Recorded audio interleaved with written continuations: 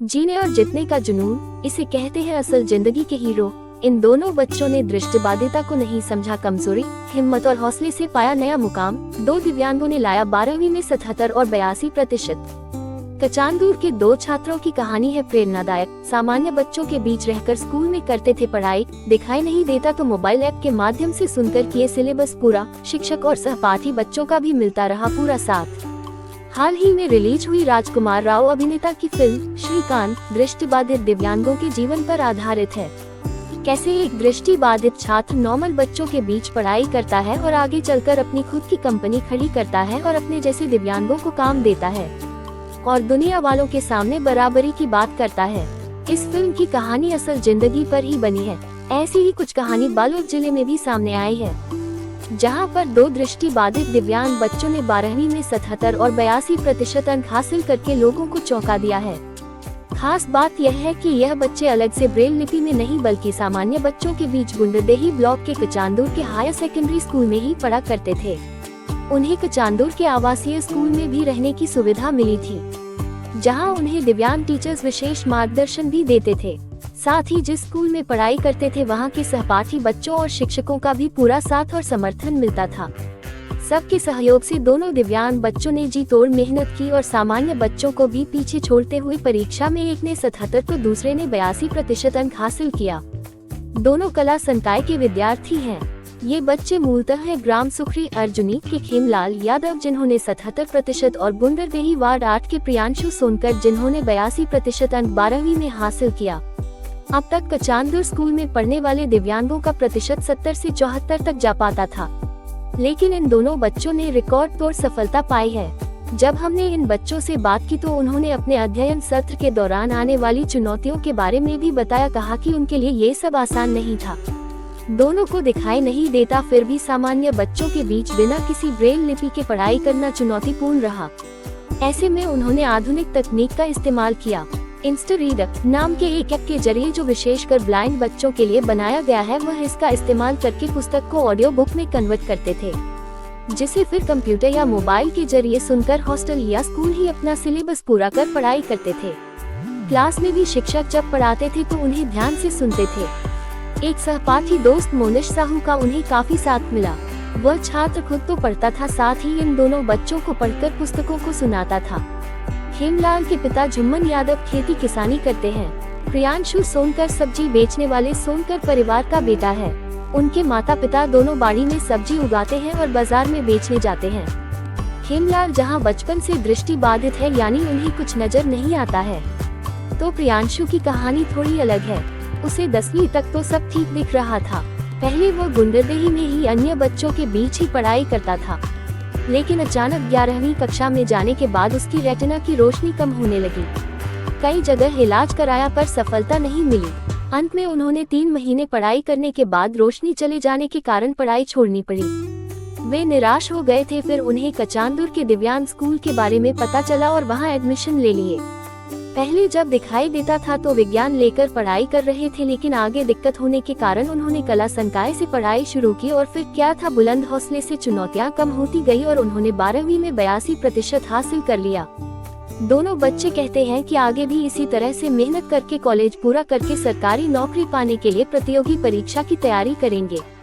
इनके class teacher Arvind Sharma है, खुद दृष्टिबाधित, अपने जैसे बच्चों को वर्षों से पढ़ा रहे हैं।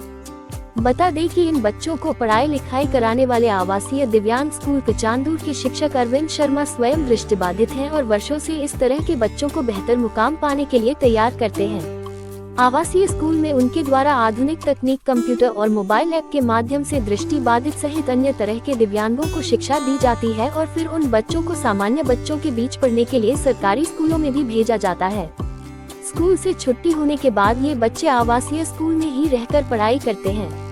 इन दोनों बच्चों के क्लास टीचर अरविंद शर्मा का कहना है कि दृष्टिबाधित दोनों प्रतिभावान छात्रों में पढ़ने की ललक है और इसी ललक के कारण उन्होंने अपनी दिव्यांगता को नजरअंदाज कर पढ़ाई पर फोकस रखा और यह सफलता पाई।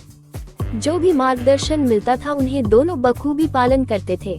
स्कूल के अन्य टीचर भी उनके पाठ्य पुस्तकों का PDF तैयार करने, उन्हें ऑडियो बुक बनाने में बच्चों की मदद करते थे। समाज कल्याण विभाग के उप संचालक अजय गेडाम ने बच्चों को बधाई देते हुए कहा कि इन दोनों छात्रों का विभाग द्वारा सम्मान किया जाएगा।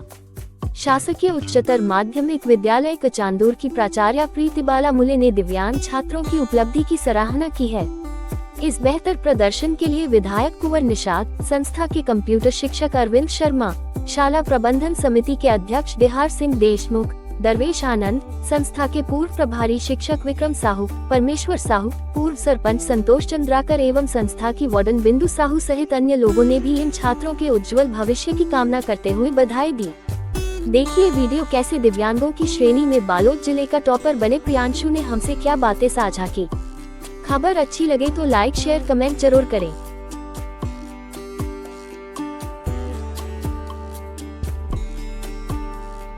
प्रियांशु सोनकर है। मैंने अपनी पढ़ाई कचांदूर स्कूल से की है।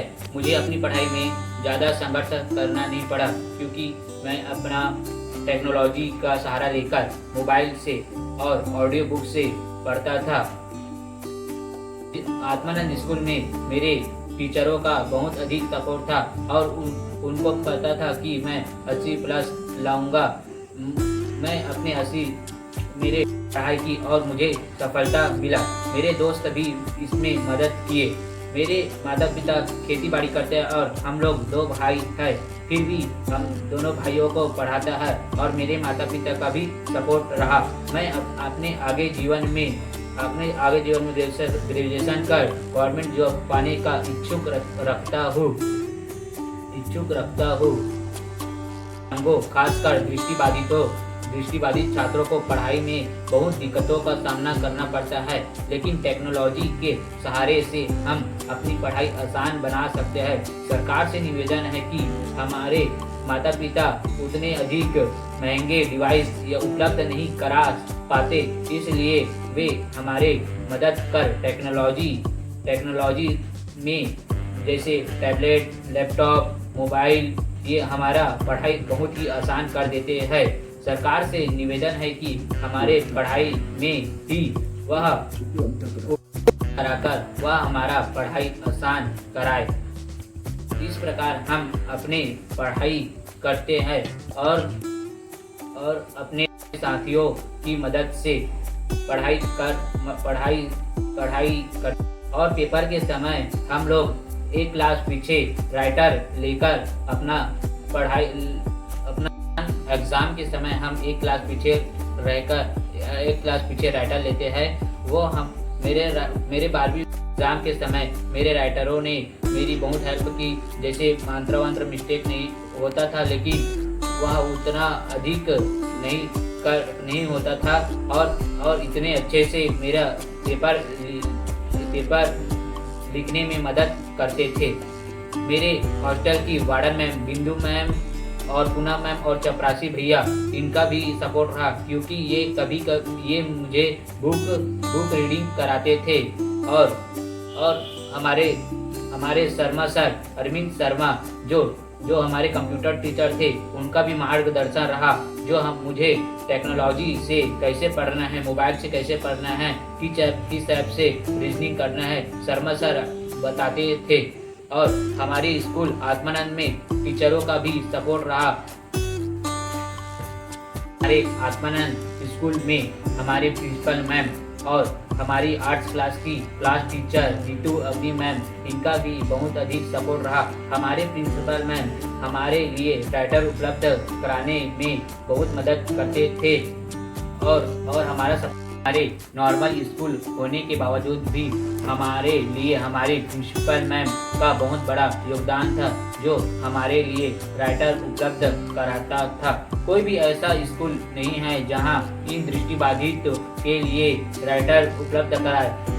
एग्जाम हॉल में जाने पर भी हमें राइटर ले जाने पर भी ले जाते हैं, तो कई प्रकार मैम का भी बहुत बड़ा योगदान था राइटर उपलब्ध कराने में। कोई भी स्कूल ऐसा नहीं करता। कभी कोई भी सेंटर में जाने पर हम दृष्टिबाधितों को बहुत तकलीफ सहन करना पड़ता था, क्योंकि वहाँ वहाँ राइटर ले जाने पर भी वो लोग कई प्रकार का ताना सुनाते थे, लेकिन हमारे मैम ने हमारे तकलीफों को समझते हुए हमें राइटर प्रोवाइड कराया और हमारे एग्ज़ाम में बहुत मदद की, जिसके कारण मैं अपने 12वीं क्लास में 82% प्राप्त किया हूँ और मैं अपने क्लास में 3rd स्थान प्राप्त किया और बालोद जिला में अपने दृष्टिबाधित भाइयों के बीच मैं प्रथम स्थान प्राप्त किया हूँ। धन्यवाद।